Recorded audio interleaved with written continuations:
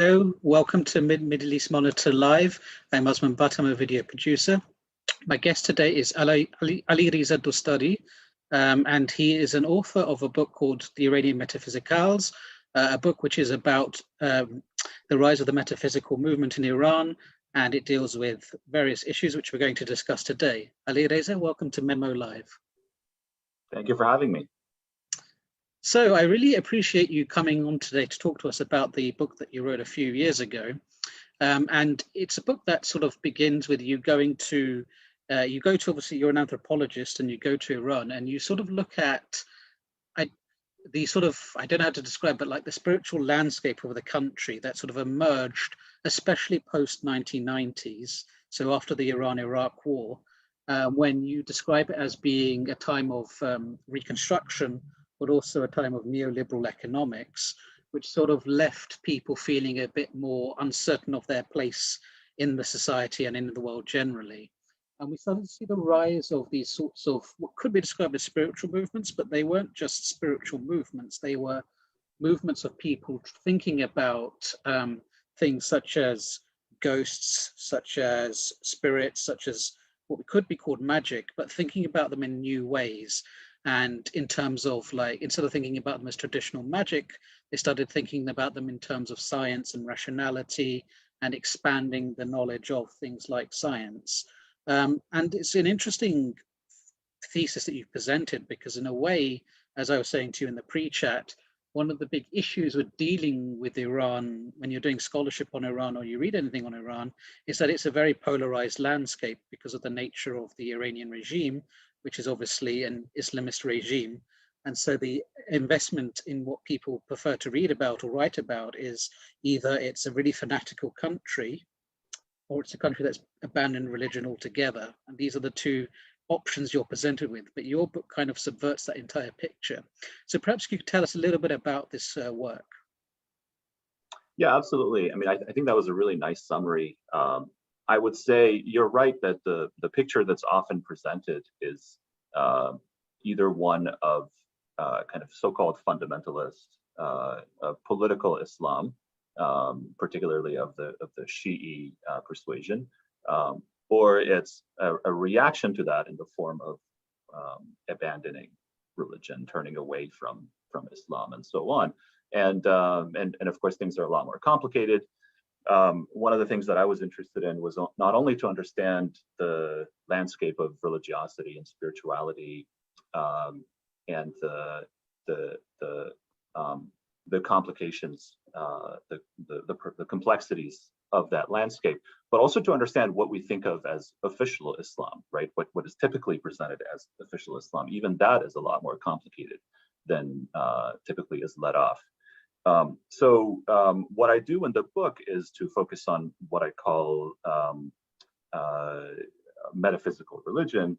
And by that, what I mean is forms of religious and spiritual investment that are in some way concerned with the realm of what people themselves call metaphysics, right? And by that, what people mean is the realm of the supernatural, the extraordinary, sometimes it's what we might call the magical, but not in the way that might first occur to people who think about Islam, right? The realm of God, of prophecy, of the miraculous, and so on. You know, often these things are thought about as, of course, being extremely important in the lives of Muslims and many other believers, but they're not thought of as things that people kind of concern themselves with systematically or scientifically or rationally in such a way that they can get a handle of these issues and perhaps even manipulate and control them, right? So with metaphysics, there's this discourse, metaphysics as understood in this particular context, there's an understanding that you might be able to not only systematically understand the realm of the supernatural, but also in some way intervene in it or call down its forces in some way, right? So one of the long running themes in this if you might call it a kind of a tradition, is the idea that the spirits of the dead live in a landscape, in a realm where they are accessible. And they're not accessible just in the way that, again, might occur in a kind of a haphazard, unpredictable way, say in the realm of dreams and visions and so on. But it's something that you can actually predictably engage with. So there's the Spiritist movement that started in the 19th century in Europe, had precursors in America, and then entered Iran and many other countries in the late 19th, early 20th century, and became a really important part of at the time, first elite spirituality, and then increasingly middle class religious practice. And it even permeates some aspects of official, quote unquote, Islamic discourse. So I was interested in understanding things like that, right? Like, how do you communicate with the souls of the dead through so-called scientific ways? And there's many other things like that. There's engaging with spirits that are not spirits of humans, but of the jinn, right? Like, how do you, is it possible to engage with the jinn in ways that help solve everyday problems? And those problems might be mental health problems, or they might be problems of accumulating wealth. They might be all kinds of other things. So and then I'm situating, as I think about all of these myriad religious and spiritual practices, I'm also interested in situating them within a particular economic and political landscape, right? So what happened after the end of the war with Iraq in 1988 that allowed for and encouraged the proliferation of certain kinds of practices and discourses? And what did this have in common with certain other things that preceded the war, right? Like the Spiritist movement that I discussed, which goes back to the early 20th century. So that's kind of the broad scheme of things. It's interesting because I'm thinking about this, and obviously this is a time when Iran has undergone a very traumatic experience, and it's not often thought about the ways in which our ideas about living and dying and communicating with the dead in a society is transformed by a traumatic event like a war. It seems like that was happening in Iran in the late 90s, and I think it's interesting because it's not an area we often explore in terms of dealing with social trauma. So how important was trauma to this? I think it was enormously important, and there's comparative significance to this. There's work that's been done on the rise of spiritualism and proliferation of spiritualism in the United States, for example, after the Civil War, right, in the 19th century. There's work that's been done on Vietnam and how the Vietnam War really intensified people's concerns with connecting to the realm of the dead, right? There's work that's been done on wars in Latin America similarly. I didn't so much look at the war as part of this landscape because by the time I was starting my dissertation research, which led to the book, right? This is the mid 2000s when I did this, and the war already ended in '88. So there's a large gap there.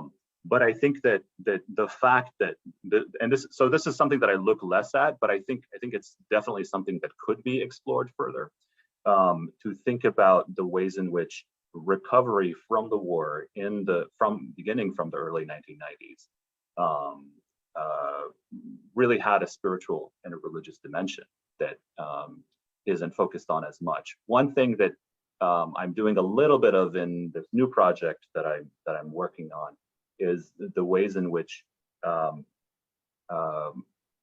miraculous stories about the war kind of already existed during the time of the war, but then became, proliferated a little bit more after the war as part of not just reflecting on the war, but also thinking about how do we as a society who are no longer engaged in who are living a time of peace and reconstruction and so on. How do we think about our morals and our values and the ways in which we connect to not just people living now, but to our own past, including our dead, right? How do we kind of reconfigure that relationship in light of the experience that we've had, right? And sort of reflecting on the story of suffering and of martyrdom, and also of divine intervention, right? That becomes a part of this. I don't talk about that as much in the first book that we're talking about today. Yes, yes. It's also, I mean, so what was also interesting here is that obviously we're talking about all these things, but what's interesting is that, I mean, the fact is you've got a regime which is seen as obviously Islamist and it is an Islamist regime. And so people automatically correlate that to the European sort of stereotype about religious regimes, which is that it's a place just of supernaturalism, and of course there's going to be supernaturalism in a country which is run by Islamists. But what's interesting in your book is that it's not as clear cut as that. It comes across as a lot of the regime itself, the elites within the regime, the political elites, are quite divided on this question about whether the rise of these movements is even a good thing or not. Some are actively sort of encouraging it. And so, for example, we see the development of certain shrines, especially that one near Qom and those other ones like it, where it's like there's like some miraculous story associated with it. So we're going to build a shrine and encourage people to go there. But there's another element of the political elites that are very much, obviously, they are very ideologically driven, and they see this as a bad sign that, you know, why are people turning to all of these unseen things to solve problems in their lives? Is this not a sign that our revolutionary ideology is in danger? Could you talk a little bit more about this? Absolutely. Yeah, I mean, one really important part of this picture is to realize that what often is called reformist Islam or rationalist Islam, right?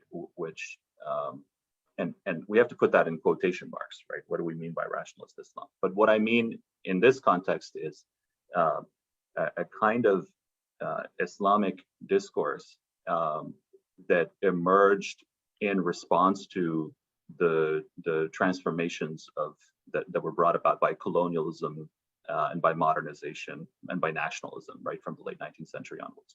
A really important part of this discourse was an opposition to so-called superstitions and popular practices and supernaturalisms of various kinds, right? So a lot of the things that I look at in the book, for instance, engagements with the jinn, were things that have been frowned upon by the clergy, by a good significant chunk of the clergy, especially those who are invested in the current political system, you know, and their precursors, right? That this has been they frowned upon this from the early 20th century at least. And the concern there is that these things drive people away from social responsibility, from political commitment, and from a proper understanding of Islam, right? The proper understanding of Islam would preclude you from, say, engaging with the jinn or from caring about the souls of the dead so as much and so on. So you know, that's a really important sort of part of this to realize. So when something happened, for instance, in the mid 2000s, when Mahmoud Ahmadinejad was elected president, and when he began to talk, a lot about the imminent return of the messianic figure in Islam, right, the Mahdi, and the end of times, and you know, all kinds of discourses around that, the sort of increased investment in a shrine like the one you mentioned in Jamkaran, you know, that was frowned upon by certain parts of the establishment. So that's one thing that we have to realize. But then another part of this is that much of what I'm looking at in the book has a very complicated relationship to official Islam, not just in the sense that I'm describing, that it would be associated with superstition or with folk religion, but much of it also is forms of religious and spiritual investment that have come through translation, right? So translation from European languages in particular. So Spiritism, for example, arrived in Iran through French translation first. Right, there's a lot of New Age that became prominent from the 60s onwards, and then again after the late 80s, which comes either through French or through English translation. So you know, a lot of that has has this kind of whiff of heterodoxy, right, or even of being against Islam as a religion, right? That it might appear to be Hindu, or it might appear to be Buddhist, or something else entirely, Native American shamanism, or New Age kind of inflections of those things.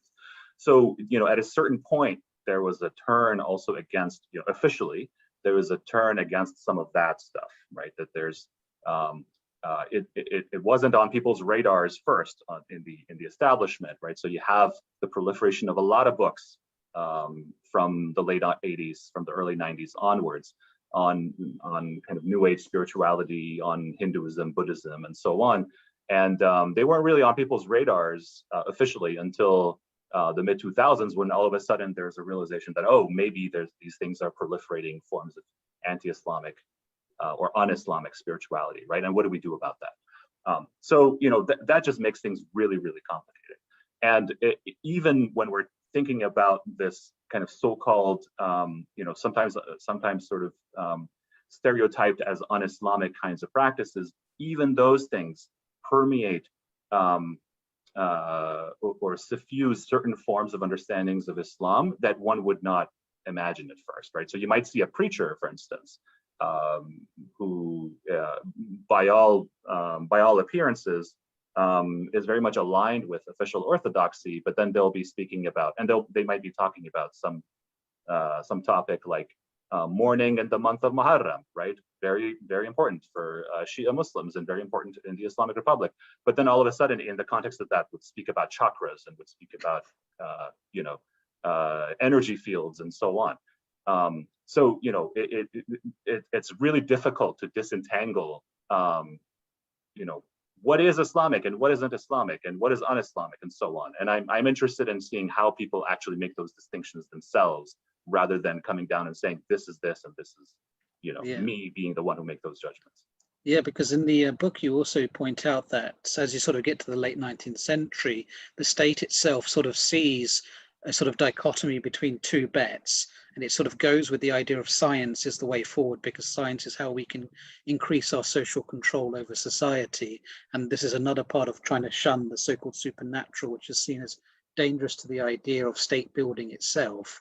And as we sort of get into the Islamic Republic, you sort of open up in your book about the ways in which they try to, there's this sort of encouragement to think of like ramals and these sort of people who do this sort of magic as being criminals, right? So you would have, let's say, a version of cops in Iran would involve busting down the door of a seance or a spiritual healer and trying to encourage the idea of criminality, right? So this is part of the response from the political elites in Iran as well, is to sort of encourage this sort of media attention. Yeah.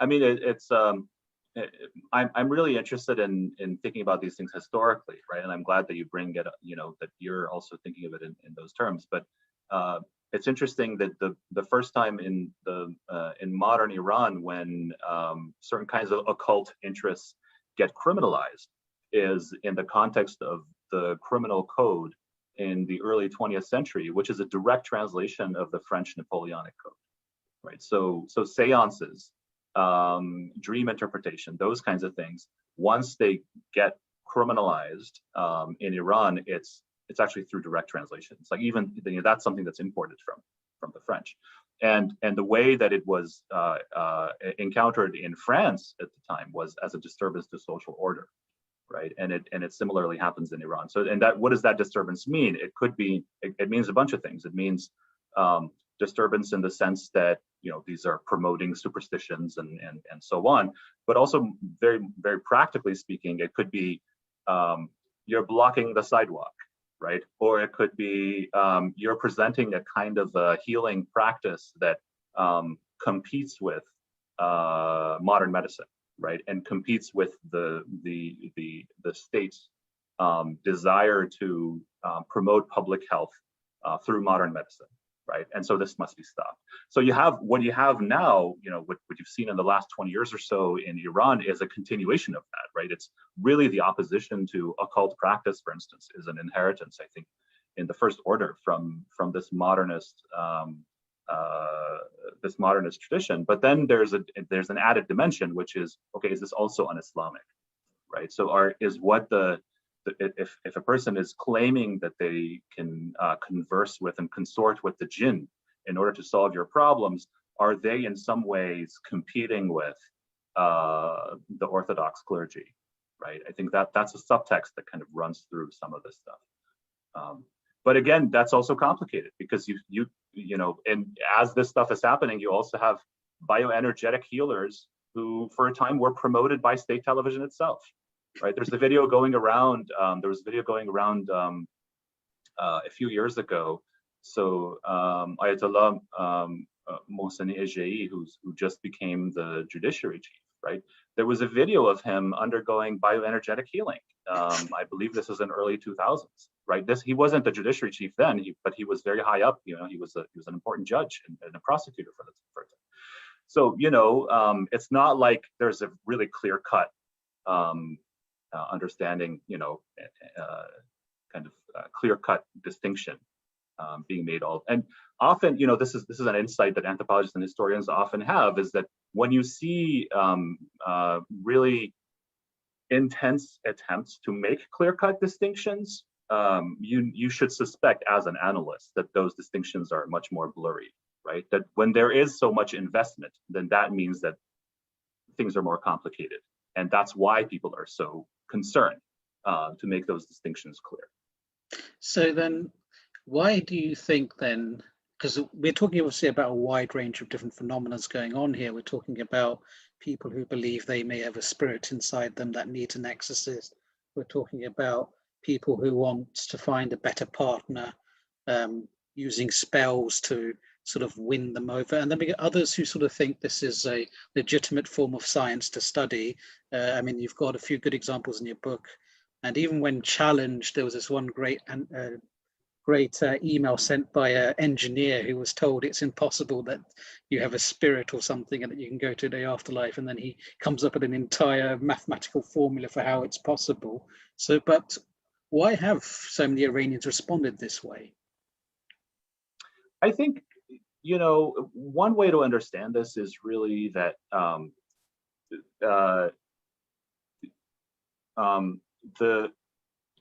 you know, we have this kind of I think mistaken assumption, right, that a scientific worldview or a scientific way of orienting to the world is automatically or by default opposed to religious or spiritual understandings, right? I think that's a very particular, very historically specific, very culturally specific kind of attitude, right? Even when we think of Europe and the United States, where supposedly we're all kind of scientific subjects and guided by reason and so on, you know, that's very particular in very, very limited circles. You know, in Iran, when you think about, again, if you think about this historically, from the time that modern science became an important concern for, again, starting with elites and then increasingly with middle-class professionals and then gradually everybody, right? What you have is increasingly a sense that scientific ways of orienting to the world are extremely important. They're the best way to orient to the world, right? But they're not a replacement for religious and spiritual investments. So there's a question then of how do we think about scientific ways of orienting to the world in relation to our spiritual commitments, our religious interests, right? The spiritists in the early 19th and the early 20th century in Iran, what they thought was you can actually develop a scientific morality, and that scientific morality is one in which you converse with the spirits of the dead, right? In the Iranian at the time of the Iranian Revolution, what you have is the rise of a kind of a philosophically sophisticated, legally sophisticated Shi'i Islam, right, which thinks that religion and science are completely compatible, right, and that becomes dominant. And then you have things sort of running around in the midst of this, which you know may or may not be in tension with this stuff. Like, you know, if we look to the Quran, into the sacred book of Islam, is it possible to discover scientific truths from the Quran? Is it possible to see kind of scientific claims, and is that something miraculous about the nature of the Quran, right? And there's different schools of thought about that. There's a lot of opposition to it, but there's also strong kind of support for it. You know, I think it's less interesting to ask, you know, how can people who are scientifically minded, right, also think seriously about the supernatural, but more interesting to ask, how is it that in certain contexts a scientific worldview rules out that stuff, and in certain other contexts it doesn't, right? I mean, I think in all of those cases we have to look at what the reasons are and what the context is that promotes a certain perspective or makes a certain perspective less likely to emerge. And this brings us nicely to the idea of Satan, which is your current project. Now, this is a very interesting area because we're all used to the idea of Iran brandishing, for example, the United States, the Great Satan, which is a sort of politicization, but also an anthropomorphization of the idea of Satan. And it's an idea that sort of, the idea of him obviously shifts throughout history, but you're looking at post-revolutionary Iran and how the ideas about Satan have changed. So could you talk to us a little bit about what Satan is up to in Iran? Absolutely.